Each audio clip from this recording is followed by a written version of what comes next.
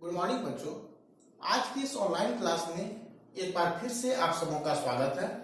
आज हम विज्ञान के पाठ 7 में दहन और ज्वाला पाठ में दहन के बाद के बिंदुओं पर चर्चा करेंगे। पिछली कक्षा में हमने दहन के बारे में विस्तार से चर्चा की थी।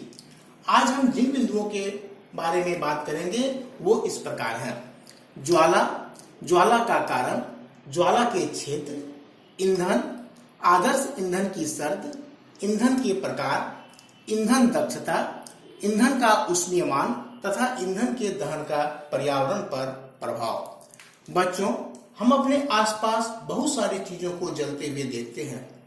हमने कागज को भी जलते हुए देखा है और हमने कोयले को भी जलते हुए देखा है। आपने कागज और कोयले के जलने में कोई अंतर महसूस किया है? कागज जलते समय आग की लपटें निकालती है, या हम कह सकते हैं कि मोमबत्ती भी जब जलती है तो उसमें से आग की लपटें निकलती है। लेकिन जब कोयला का दहन होता है तो उससे आग की लपटें नहीं निकलती। कोयला के दहन के दौरान उसमें आग की एक प्रकार की चमक पाई जाती है, लपट नहीं पाई जाती। तो हम कह सकते हैं कि कुछ दहनशील पदार्थों के दहन के समय आग की लपटें दिखाई पड़ती है और इस दिखाई पड़ने वाली आग की लपटों को ही हम ज्वाला कहते हैं। ज्वाला का क्या कारण है? ज्वाला का कारण है दहन के समय पदार्थ का वाष्पित होना। कुछ पदार्थ ऐसे होते हैं जो दहन के दौरान वाष्प में परिवर्तित होते हैं, और ऐसे पदार्थ जो दहन के दौरान वाष्प में परिवर्तित होते हैं ज्वाला का निर्माण करते हैं। मोमबत्ती जब जलती है तो उसमें से मोम पिघलता है और यह पिघलकर ऊपर की ओर जाता है और ज्वाला का निर्माण करता है। वहीं लकड़ी का कोयला, लकड़ी के कोयले को जब जलाया जाता है तो वह वाष्पित नहीं होता, इसलिए लकड़ी के कोयले में ज्वाला का निर्माण नहीं होता है। हमने अपने घरों में देखा है कि जब काजल बनाया जाता है तो ज्वाला के ऊपर एक बर्तन को रखा जाता है। बर्तन के ऊपरी भाग में, जिसके नीचे ज्वाला को रखा जाता है, बर्तन के उस भाग में कार्बन की एक परत जमा हो जाती है जिसे हम कालिख या काजल कहते हैं। तो यह कालिख या कार्बन की परत कहां से आता है? तो ज्वाला में एक भाग होता है जिसे हम दीप्त भाग कहते हैं। वहां बिना जले हुए कार्बन के कण पाए जाते हैं और यह बिना जले हुए कार्बन के कण के कारण ही कार्बन की परत या कालिख बर्तन के ऊपर जमा हो जाती है। अब हम देखेंगे ज्वाला के क्षेत्र। तो ज्वाला के मुख्यतः 3 क्षेत्र होते हैं। यदि हम मोमबत्ती की ज्वाला को भी देखें तो इसमें हमें 3 क्षेत्र दिखाई देंगे। एक सबसे बाहर का क्षेत्र जिसे हम बाह्य क्षेत्र कहते हैं, यह नीले रंग का होता है और यह हम कह सकते हैं कि यह पूर्ण दहन का क्षेत्र होता है और पूरी ज्वाला में यह सबसे गर्म भाग होता है। बाह्य क्षेत्र के अंदर मध्य क्षेत्र मिलता है जो पीले रंग का होता है। यह आंशिक दहन का क्षेत्र होता है और आंशिक दहन के कारण यह बाह्य क्षेत्र की तुलना में कम गर्म होता है। इसमें एक तीसरा भाग भी होता है जिसे हम आंतरिक क्षेत्र कहते हैं। यह बिना जला हुआ भाग होता है। यह काले रंग का होता है जो मोमबत्ती की बत्ती और उसके आसपास के क्षेत्र में मिलता है, और यह ज्वाला का सबसे गर्म क्षेत्र, सबसे कम गर्म क्षेत्र होता है। हमने सुनार को काम करते हुए देखा है। हमने देखा है कि जब सुनार सोने या चांदी को गलाता है तो इसमें वह धातु की बनी हुई फूंकनी का उपयोग करता है। वह धातु की फूंकनी से ज्वाला के ऊपरी भाग को वह फूंक कर सोने या चांदी की धातुओं के ऊपर मोड़ता है। ऐसा करने से वह सोने या चांदी का धातु जो है वह आसानी से पिघल जाता है। ऐसा इसलिए होता है कि यह जो सबसे बाहरी क्षेत्र है इसका तापमान सबसे अधिक होता है, जिससे सोना या चांदी आसानी से पिघल जाता है। अब हम बात करेंगे ईंधन के बारे में। ईंधन क्या है? तो जैसा हमने पहले बात किया कि हम अपने आसपास बहुत सारी चीजों को जलते हुए देखते हैं, तो इसका मतलब ये नहीं है कि जितने भी दहनशील पदार्थ हैं वो सभी ईंधन हैं। ईंधन हम उन्हें कहेंगे जिनका उपयोग घरों में तथा फैक्ट्रियों में ऊष्मा के स्रोत के रूप में होता है। यानी हम कह सकते हैं कि जलकर ऊष्मा और प्रकाश देने वाले पदार्थ जिनका उपयोग घरों तथा फैक्ट्रियों में उष्मा के स्रोत के रूप में होता है, उन्हें हम ईंधन कहते हैं। जैसे हम देखते हैं घरों में गोबर के गोइठे का इस्तेमाल ईंधन के रूप में किया जाता है, या फिर कोयले का उपयोग घरों में और फैक्ट्रियों में दोनों जगह होता है। तो ये सारे पदार्थ ईंधन है। पेट्रोल, डीजल, केरोसिन, ये सारे पदार्थ ईंधन है। ईंधन मुख्यतः 3 प्रकार का होता है। कुछ ईंधन जो ठोस अवस्था में पाए जाते हैं, जैसे कोयला, लकड़ी, इन्हें हम ठोस ईंधन कहते हैं। कुछ ईंधन जो द्रव अवस्था में पाए जाते हैं, जैसे पेट्रोल, डीजल, केरोसिन, इन्हें हम द्रव ईंधन कहते हैं।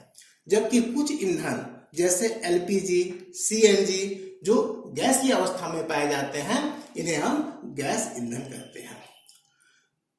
तो हमने ईंधन और ईंधन के प्रकार को देखा।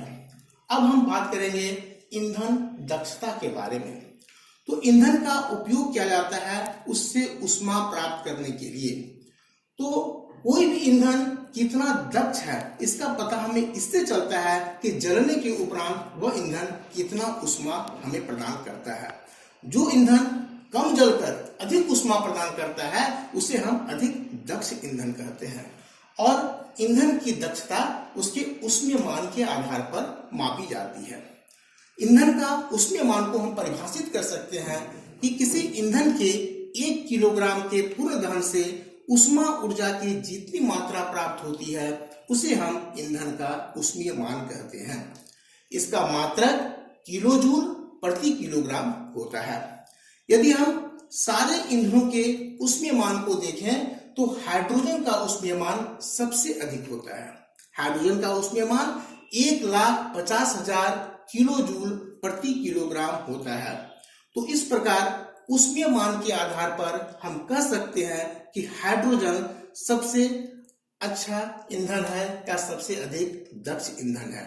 लेकिन फिर भी अधिक ऊष्मीय मान होने के बावजूद भी हम अपने दैनिक जीवन में हाइड्रोजन का उपयोग ईंधन के रूप में नहीं कर पाते हैं, क्योंकि जब हाइड्रोजन को जलाया जाता है तो यह काफी तेज आवाज के साथ एकाएक जलकर समाप्त हो जाता है। इसलिए हम अपने दैनिक जीवन में इसका उपयोग नहीं कर पाते हैं। अब हम देखेंगे कि आदर्श ईंधन की क्या क्या शर्त होती है या आदर्श ईंधन की क्या विशेषताएं होती है। तो आदर्श ईंधन वह होता है जो जलने के उपरांत अधिक ऊष्मा उत्पन्न करे, क्योंकि ईंधन का उपयोग ही किया जाता है ऊष्मा प्राप्त करने के लिए। दूसरी बात कि आदर्श ईंधन का ज्वलन ताप न तो बहुत अधिक होना चाहिए और न ही बहुत कम होना चाहिए।